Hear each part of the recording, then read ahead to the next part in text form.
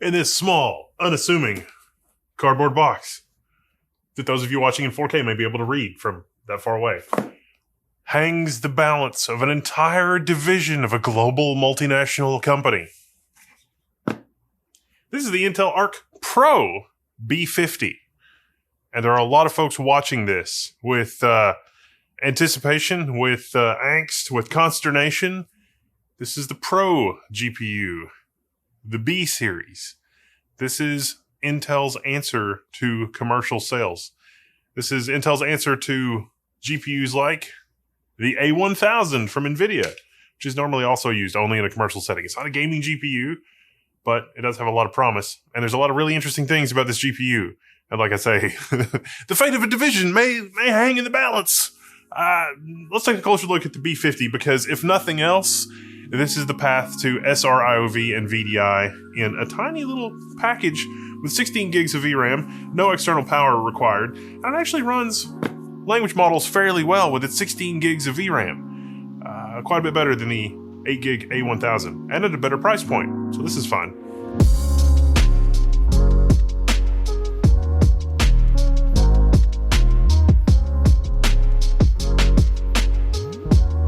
Alright, so to read you in, the A1000 is actually kind of a popular GPU. This is sort of the entry level of Pro Series cards. And this card, because of everything going on in America, the price of this card has fluctuated between its MSRP, which I think is around $479, all the way up to like $700. And, you know, it doesn't require external power. It is not an incredibly powerful GPU computationally. The thing is really the software.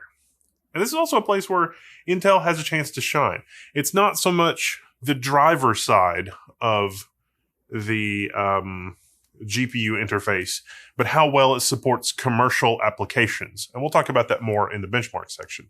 That's really the cost of admission. That's really what you're paying for. You see, graphics cards for gaming, historically up till now, have almost been a loss leader, break even kind of thing. When you engineer a gaming GPU, it gives you some of the engineering and a lot of the fun and break even on hardware. But where you made the money was really in commercial sales and commercial applications. I'm doing CAD, I'm doing simulation, I'm doing this kind of thing. And for rank and file CAD people entering things, doing simple things, relatively simple GPUs like the A1000 would get it done with its 8 gigs of VRAM.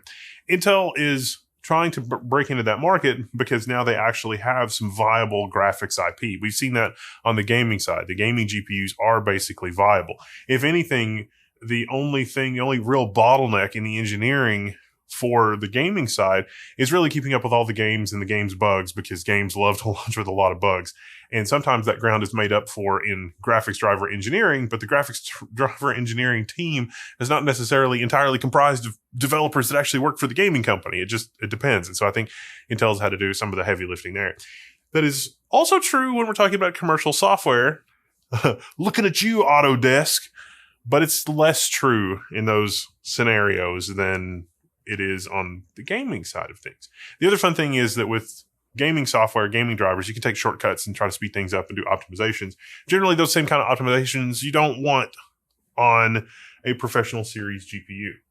Let's also talk about the mini DisplayPort interfaces. One of these is DisplayPort 2.1, which supports up to UHBR 13.5. DisplayPort 2.1, you got to understand there's a fun little, there's some misleading stuff going on with DisplayPort 2.1 right now. And that is a lot of displays that are DisplayPort 2.1 don't actually support the UHBR 20 signaling standard. That's 20 gigabit on all 4 pair of your DisplayPort interface. The DisplayPort has 4 data pairs. That's how the signal travels. And that is your best case scenario, UHBR 20. There's very little on the market that actually supports UHBR 20. LG has some DisplayPort 2.1 monitors. That is a lie. They're actually DisplayPort 1.4, but they require an optional feature in DisplayPort 1.4 called DisplayStream compression. So they use the DisplayPort 1.4 signaling rate, but then require compression, and that's DisplayPort 2.1. It's not even, they didn't even change the signaling rate. It's just a software thing. So 4 interfaces, DisplayPort, for DisplayPort 1.4.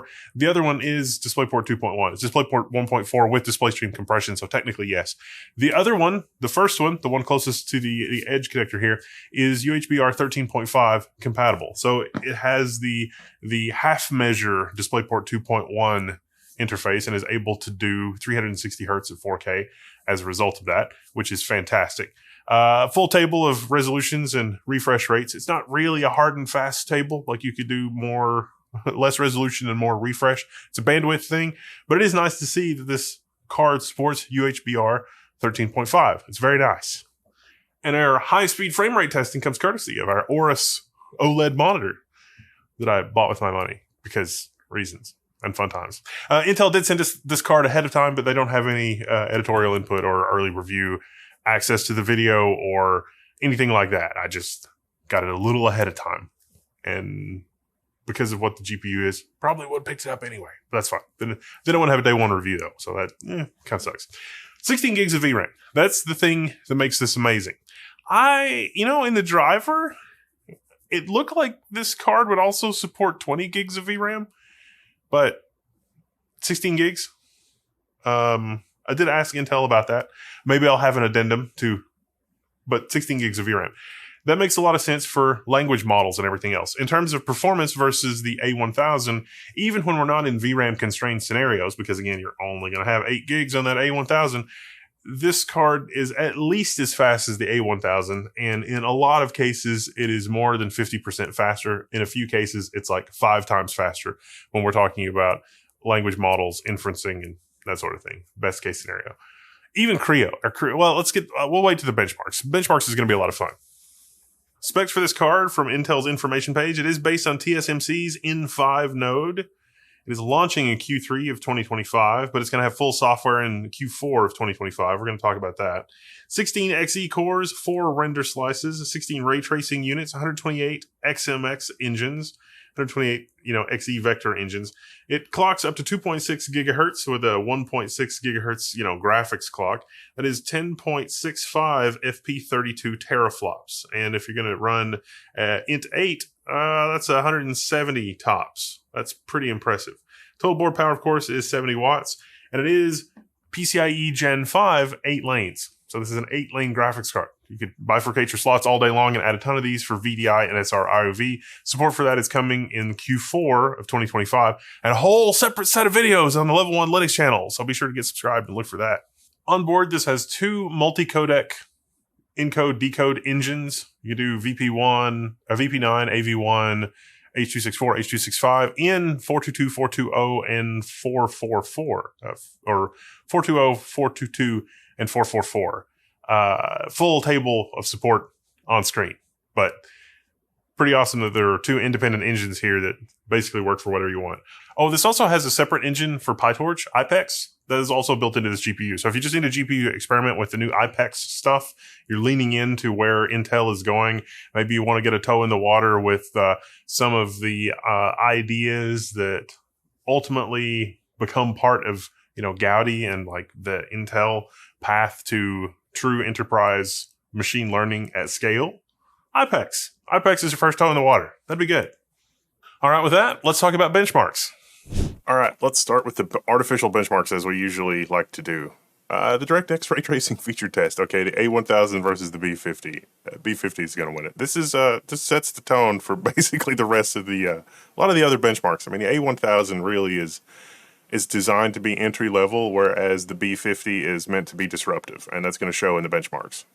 Firestrike, 20,000 versus 11,000. Yeah, again, 4,000 versus 2,500 in Port Royal, 1,600 versus 969. Are you noticing a pattern, chat? 8,500 versus 4,899. Yeah, the artificial benchmarks here. This is all rose-colored glasses for Intel. What about Blender? Are you going to use this GPU for blending? 413 versus 328. Okay, this is looking like a little more realistic in terms of separation. What about Junk Shop? Even closer, and a little bit more separation on the Monster benchmark. But again, Intel's coming out ahead here at a significantly better price point. And keep in mind, this is just pure compute, pure raw compute. One of the easiest things to implement and deal with. And yeah, we tested some games on Windows, just for giggles, just to see what it was like. Cyberpunk 1080p with the medium preset. 108 FPS, 85 FPS lows at 1080p. That's pretty good. 85 FPS at 1440p. Again, the GPU scales like 1080p to 1440p generally is scaling really well, and the A1000 really not doing much. I was also curious about DirectX 11 versus DirectX 12 performance on this. I had some trouble with Baldur's Gate in the city center. It's probably just driver teething issues. Borderlands 3 1080p high preset, 28 FPS versus 79 FPS on DirectX 12. Obviously, you want to go with DirectX 12. This is GPU designed for DirectX 12. DirectX 11 performance maybe isn't there. Let's double check that on Shadow of the Tomb Raider. Again, the B50 is still pulling well ahead of the A1000, and 96 FPS is nothing to sneeze at, but the 1% lows are a little concerning.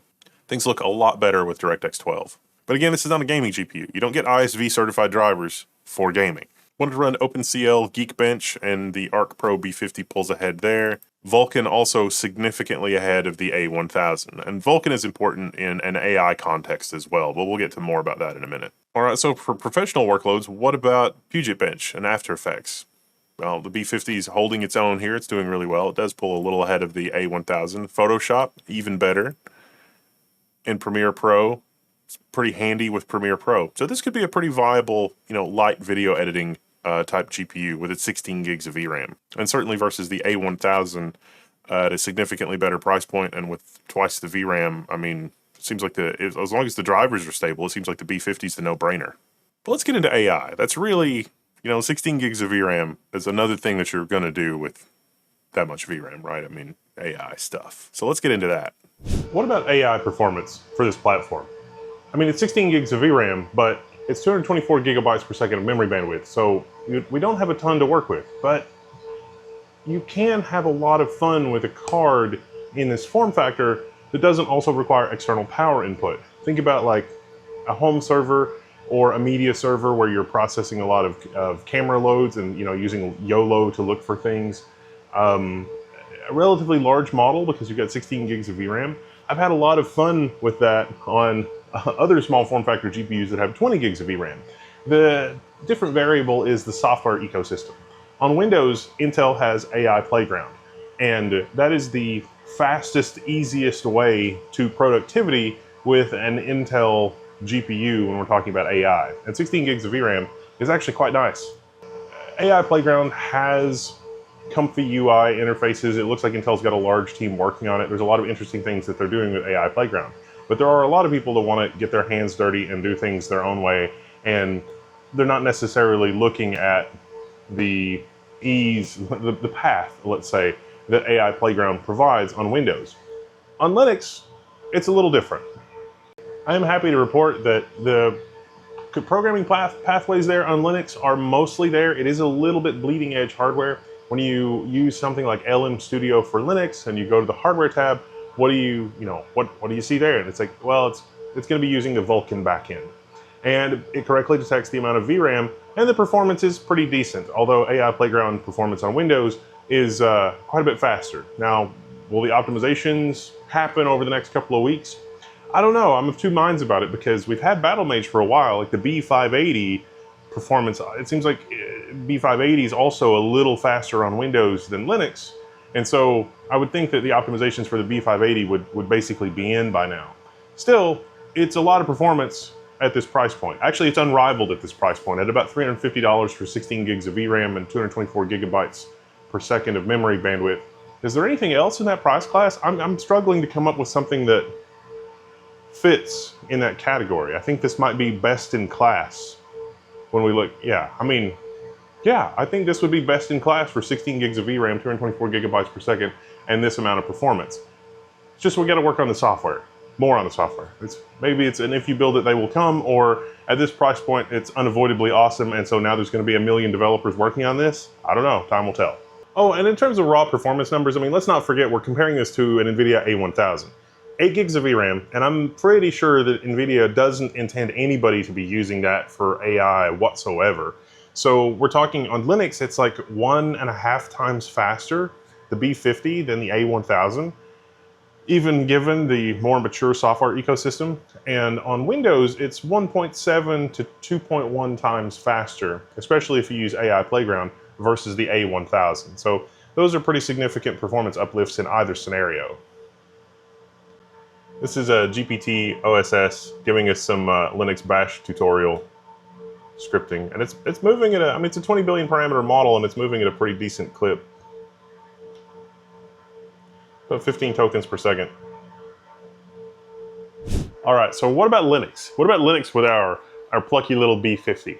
Remember, this is a business class card, and so Intel actually has a very strong, solid, sterling reputation for drivers and everything else when we're talking about the integrated GPU, Xeon integrated GPUs, whatever you want to do. Intel's even supported SR-IOV on the relatively anemic Xeon GPU. Now that's coming, that same kind of support is coming, they promised me, for B50, and it is coming next quarter, so you can count on that. And that's going to be amazing for commercial use, but if you're thinking gaming or anything like that, it actually does work pretty well on mainstream distros like Ubuntu 25.04, the desktop. But if you're running a bleeding edge distro, something based on Arch or something based on SteamOS, you're in for a little bit of an off-road adventure.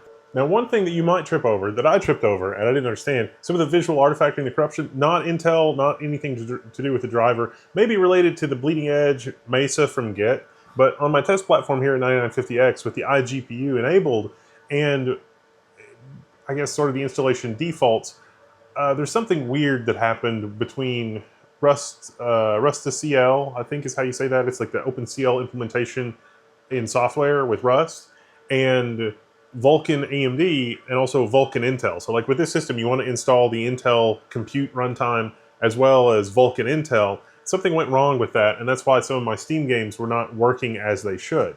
But you know, Clair Obscure and getting a pretty decent frame rate at 1080p, like 40, 50 FPS. Not quite on parity with Windows, but decent 1080p gaming performance from this, you know, again, not a gaming card, and pretty reasonable Vulkan backend performance in AI-related tasks because, you know, again, 16 gigs of VRAM. So it's nice to see that Steam is working correctly, and that theoretically, the software experience for a B580 should be identical to what you experience with the B50. And so as long as everything is working well with the B50 or the B580, then everything should also be working well with the B50.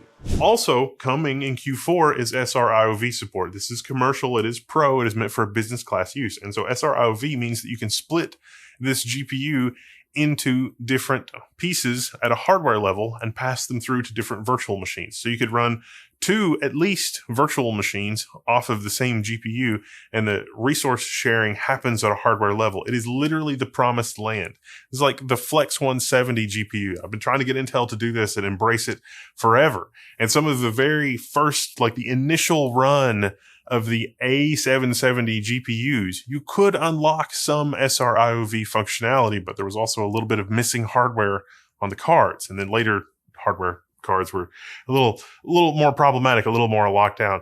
There's a lot of fun, interesting things that happened in the Chinese market with that, but never really, the American version of that never really materialized. But here it is at $350 for VDI. This could be an incredibly disruptive product because a lot of the other VDI stuff that's out there right now depends on and requires subscriptions, and the relatively modest power requirements of this combined with the relatively modest expectations that VDI users have, this could be an immediate win in the enterprise. Certainly the Flex 170, if you had the right kernel and hardware setup, especially on Red Hat's Linux platform, and you had the VDI plumbing and OpenShift for that, it was an incredible end user experience to be able to run that on a Flex 140 or a Flex 170. And so this looks like they're going to have the same software pathway if you look at what's enabled on GitHub. It's just not there yet, but it's coming in a couple of weeks. So that is exciting. And there will be separate videos for that on the Level 1 Linux channel. So bottom line, this is priced to be disruptive. Intel knows that they're the underdog in the graphics division and in commercial graphics. And the universe is ready for a company to come along and disrupt things like it's like, do we really have to pay $700 upwards for an A1000 because of supply or shortage, or because all of the wafer allocation to produce these is not going to produce these, it's going to produce higher end GPUs? Yeah, certainly there is a lot of room for disruption there. And Intel, with their driver pedigree and their experience doing laptops like workstation class laptops and Xeon laptops, they actually do already have a lot of experience with the particular kind of idiosyncrasies I was alluding to with companies like Autodesk and others that are very particular about how their driver architecture works and is architected and so on and so forth. And so in terms of hardware, this card has the goods. It's just that, is there enough software engineering in the Intel, graphics team to bridge the gap between those two things? And simultaneously, is there enough of a team there to build all of the bridges necessary for LLMs and AI and all of that? You can run it on this 16 gigabytes, but it's going to be a bit of a niche use case because low power memory, the desktop use case, people don't really care as much about your desktop class GPUs using a lot of power. See also people building AI workstations with, 600 watt, multiple 600 watt GPUs and beyond. But this platform as a pipe cleaner to get the software platform and ecosystem ready for higher end GPUs, that is also critically important to show that Intel has a viable product to shareholders or decision makers or whoever. So if Intel stays the course, they will have a winning product strategy and they will have multiple winning verticals that they can take over. Like the VDI has been here for Intel to take it since time immemorial. They just need to reach just a little harder to get it. And if you don't believe me, you should look at the success of OpenShift, because OpenShift under the hood for what Red Hat is doing for their customers is amazing. The bottleneck there is Red Hat. It's not the Intel hardware, let me tell you. So this is really nice to see. It's really nice to see Intel doing this kind of engineering with the B50, and that it's doing this in a 70 watt power envelope with 16 gigs of VRAM also is kind of nice. I'm Whittle, this is level 1. This has been a quick look at the B50. If I missed anything or got anything wrong, or you have any questions, or you want to run it with your particular application, hit me up in the forum. I'd love to chat with you. All right, I'm signing out and I'll see you there. And look for those Linux videos, because that's when this is really going to sing on the AI side.